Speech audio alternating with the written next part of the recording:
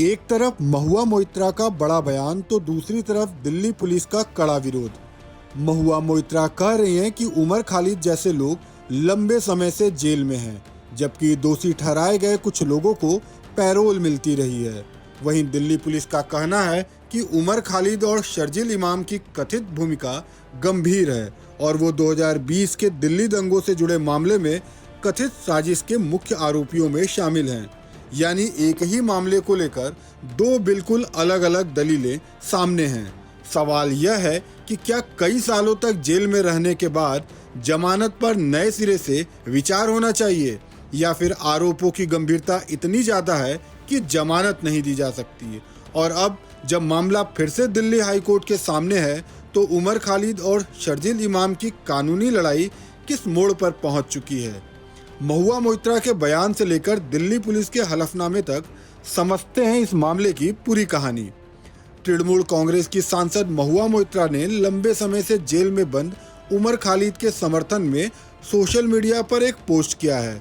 महुआ मोइत्रा ने अपने पोस्ट में डेरा सच्चा सौदा प्रमुख गुरमीत राम रहीम का जिक्र करते हुए उमर खालिद के मामले पर सवाल उठाए। उन्होंने आगे लिखा, विद्वान हो इसलिए अंदर हो, बलात्कारी होते तो कब का बाहर निकल जाते। महुआ मोइत्रा ने आगे लिखा कि निराश नहीं होना है और अंत में मशहूर पंक्ति हम देखेंगे का जिक्र किया। महुआ का यह पोस्ट तेजी से चर्चा में आ गया है, लेकिन इस बयान के बाद बहस सिर्फ राजनीति तक सीमित नहीं है। इसके पीछे एक बड़ा सवाल है।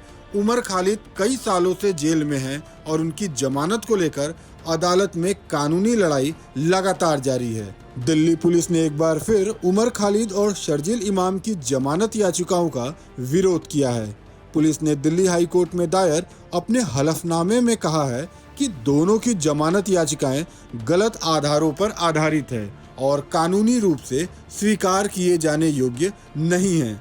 दिल्ली पुलिस का कहना है कि 2020 के दिल्ली दंगों से जुड़े कथित बड़े षड्यंत्र में उमर खालिद और शर्जील इमाम की भूमिका गंभीर रही है। पुलिस उन्हें इस मामले में कथित मास्टरमाइंड्स में शामिल बताया है। पुलिस ने सुप्रीम कोर्ट के पहले के फैसले का भी हवाला दिया, जिसमें उनकी कथित भूमिका को अन्य सह आरोपियों से अलग बताया गया था। दिल्ली पुलिस के अनुसार दोनों की कथित भूमिका को कमांड अथॉरिटी की श्रेणी में रखा गया है। यानी पुलिस का तर्क साफ है, मामला सिर्फ यह नहीं है कि आरोपी कितने समय से जेल में है, मामला यह भी है कि उन पर आरोप कितने गंभीर हैं, और इसी आधार पर पुलिस ने जमानत का विरोध किया है। अब सवाल है कि दोनों का मामला इस समय किस स्टेज पर है। उमर खालिद और शर्जील इमाम ने ट्रायल कोर्ट के उस फैसले को दिल्ली हाई कोर्ट में चुनौती दी है, जिसमें उनकी जमानत याचिका खारिज कर दी गई थी। अब सवाल है कि दोनों का मामला इस समय किस स्टेज पर है। उमर खालिद और शर्जील इमाम ने ट्रायल कोर्ट के उस फैसले को दिल्ली हाई कोर्ट में चुनौती दी है, जिसमें उनकी जमानत याचिका खारिज कर दी गई थी। ट्रायल कोर्ट ने 4 जुलाई को उनकी जमानत याचिकाएं खारिज की थी। इसके बाद दोनों हाई कोर्ट पहुंचे। हाई कोर्ट ने उनकी अपील पर नोटिस जारी किया और 27 अगस्त को सुनवाई की तारीख तय की थी। हालांकि उस दिन अदालत में छुट्टी होने के कारण अब यह मामला सोमवार को लिस्टेड किया गया है। यानी अब दिल्ली हाई कोर्ट के सामने दोनों पक्षों की दलीलें फिर से रखी जाएंगी। अब इस पूरे मामले को दो अलग अलग दलीलों के बीच समझना जरूरी है। पहली दलील है लंबी हिरासत। महुआ मोइत्रा का सवाल है कि अगर मुकदमा वर्षों तक चलता है तो जमानत और व्यक्तिगत स्वतंत्रता के मुद्दे पर भी विचार होना चाहिए। दूसरी दलील आरोपों की गंभीरता पर है। दिल्ली पुलिस का कहना है कि दोनों पर गंभीर आरोप हैं और उनकी कथित भूमिका अन्य आरोपियों से अलग है, इसलिए पुलिस जमानत का विरोध कर रही है। यानी अदालत के सामने अब दो महत्वपूर्ण पहलू हैं।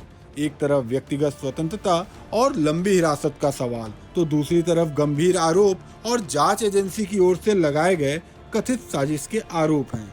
तो क्या महुआ मोइत्रा का बयान इस बहस को और तेज करेगा? क्या लंबे समय से जारी हिरासत जमानत के पक्ष में एक बड़ा आधार बनेगी, या फिर दिल्ली पुलिस के गंभीर आरोपों के आधार पर जमानत का विरोध बरकरार रहेगा?